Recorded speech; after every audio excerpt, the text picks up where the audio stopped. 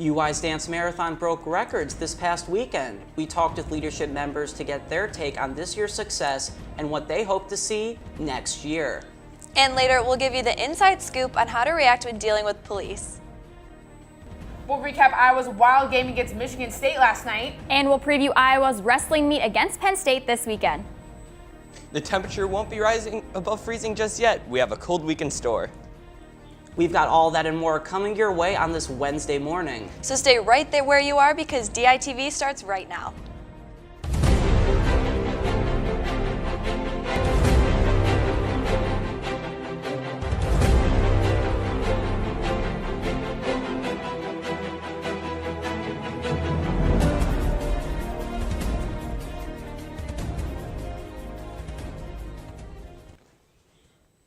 Good morning and thanks for joining us. I'm Ethan Gutstein. And I'm Lauren Varell. Well, Ethan, Dance Marathon was this past weekend, but everyone seems to still talking about how much money we were able to raise. That's right, Lauren. The event was super successful and the total was definitely shocking. Donations reached over $3 million this year, making the UI the second school in the country to hit that milestone. Our reporter Christopher Cervantes reached out to Dance Marathon's business director, and he's here with more on what he had to say. Chris, what can you tell us? Thanks, guys. Dance Marathon may have officially wrapped up, but all the good feelings are still being felt nearly a week later. Several members of the Executive Council have had nothing but praise to say. Dance Marathon's business director, Dylan Ritchie, told DITV News that, quote, "Overall, I could not have asked for a better, more memorable big event. Obviously, the number we were able to reveal at the end of the 24 hours was special, but being able to see all the lives who changed throughout the 24 hours was what made the big event a true success." Additionally, Executive Director Alex Linden commented on the organization's future, and while he won't be around for Dance Marathon 25, he did say, quote, "With it being the 25th anniversary, I hope to see a lot of historical pieces implemented into the event, whether that's old videos being played or bringing back alumni. We are closely watching our growth in numbers and how the facilities are utilized, so we expect even more people to participate next year. I hope to see some adjustments to certain things to maximize the space and reduce any lines," end quote. Personally, I for one wish I could be here to see Dance Marathon's bright future.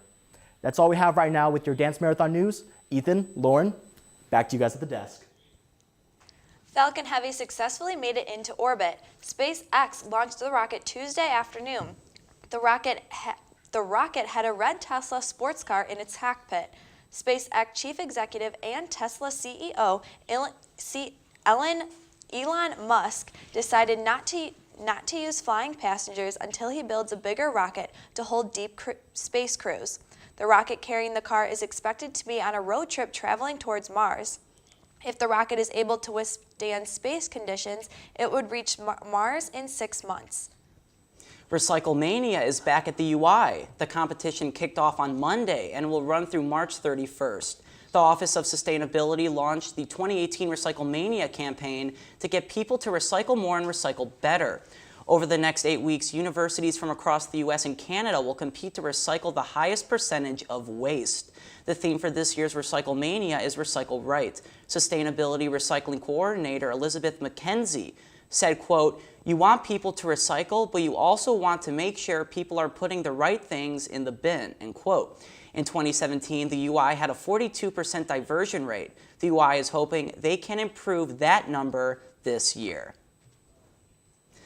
Well, Lauren, for someone who walks everywhere around campus, I really hope the weather warms up. I know, I've been taking CAN buses all week. Let's go ahead and toss it over to Max in the weather studio with more.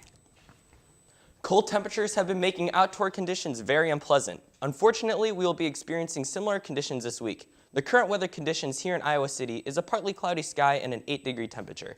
The thermometer will rise up to 17 degrees this afternoon. Tonight, we will experience partly cloudy conditions with temperatures hovering around 10 degrees. Now, let's head over to our 5-day forecast. Thursday, we will experience cloudy conditions with high temperatures in the mid-20s and low temperatures in the high teens. Friday, we will have snow and temperatures ranging from a high in the low 20s and lows hovering above 5 degrees. Saturday, we will experience more snow with temperatures ranging from a high in the high teens to a low above 0 degrees. Sunday, we will experience partly cloudy conditions with temperatures ranging above 10 degrees to falling above 0 degrees. Monday, we will experience sunny conditions with temperatures rising to the high 20s and falling to the low 20s. winter weather is in full effect. There are only 40 days left until spring. Now, let's head back to the desk.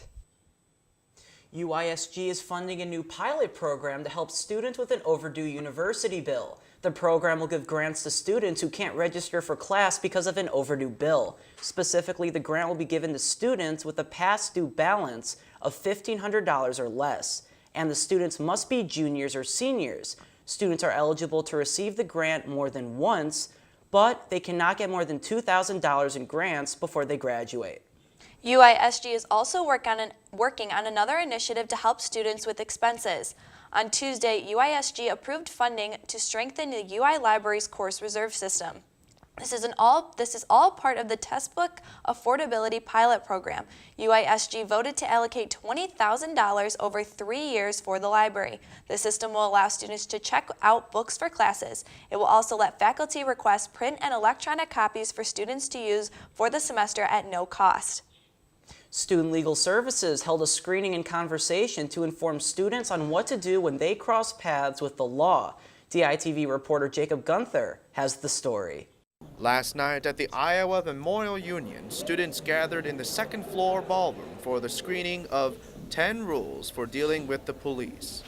An event organized by Students Legal Services, its goal is to provide insights on the do's and do nots of interacting with authority figures. After the screening, 4 officers who work in the legal service took part in a panel answering questions about the film. With many questions dealing with roadside encounters, Jude Pennell gave some general advice for all situations dealing with these encounters. The best thing you can do for yourself and for your lawyer later if you do wind up being charged is, as these two have said, stay calm, stay polite. Conversations also cornered around technology that is used out in the field, specifically body cameras. And Jude Matherly had this to say on their effects and impact for on-duty officers. We've relied on cameras, like I said, for 20 years. We're glad that body cameras are normalized and affordable. And a lot of agencies, especially after Ferguson, the incident in Ferguson, Missouri, has become really a staple item for police officers. When you take into consideration the current implications that legal officials must endure, hopefully events like these will shine a better light on the work they do. Reporting from the Iowa Memorial Union, this is Jacob Gunther, DITV News. Head football coach Kirk Ferentz avoided an appearance in court yesterday. Friends reached a settlement with his neighbors before he and his wife were set to go to trial on Tuesday. This comes after a long dispute over roadwork repairs on a private road that he and 3 other families share. According to neighbors attorney Adam Tarr, the deal calls for both parties to dismiss the court case and come up with a new agreement on what to do with the road. Well, Lauren, I went to bed early last night thinking the Hawkeyes pulled off the upset. I know, I was super upset with last night's results. Let's go ahead and toss it over to sports. Yes, it was such a heartbreaker for the Hawks last night, and I don't know, I wish I was there. Yeah, it definitely was, certainly was a heartbreak for the Hawks, Natalie. The men's basketball team welcomed 5th-ranked Michigan State into Carver last night and almost gave the Spartans their 4th loss of the season. Michigan State Miles Bridges passes to Jaren Jackson Jr. He gets through to Luka Garza to go in for the dunk. Jack Nungy throws it back to Bohannon, who passes it to Misha Daly, who hits the 3 at the shot clock, or as the shot clock expires. Iowa went into halftime down 48-42. In the second half, Nicholas Baer gets the rebound that goes to both Anand for the long transition pass to Moss for the dunk.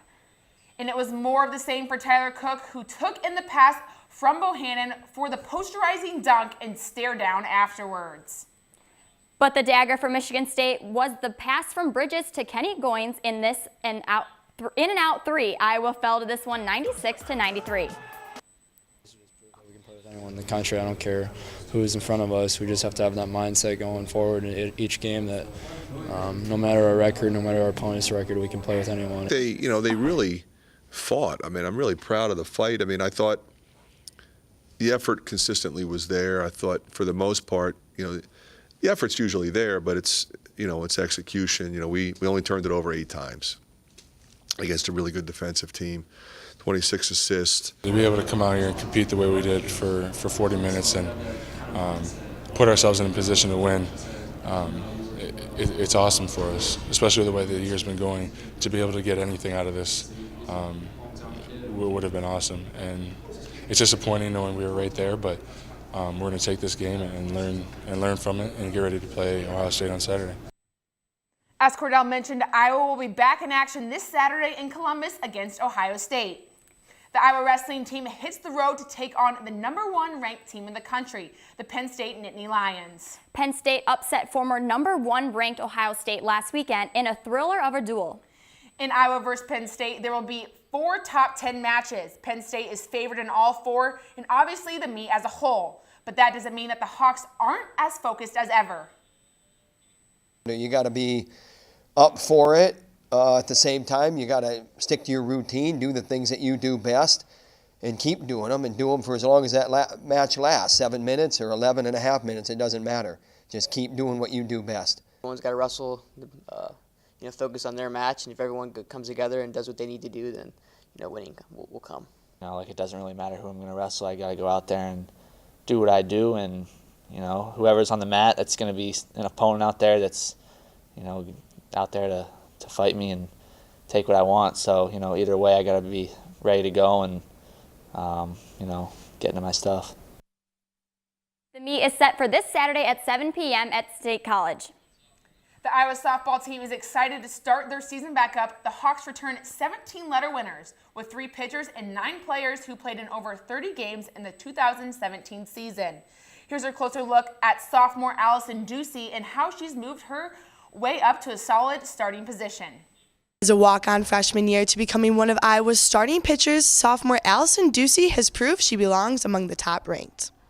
I've seen quite a bit, and the mental growth is the biggest. She came in as a freshman last year, kind of an unknown, had a senior in Shayla Starkenberg to kind of guide her and lead her. She knew when she came back this fall that she's going to be counted on. The challenge now is she's no longer an unknown. People know her. They're going to have scouting reports on her. They know how good she is, how good she can be.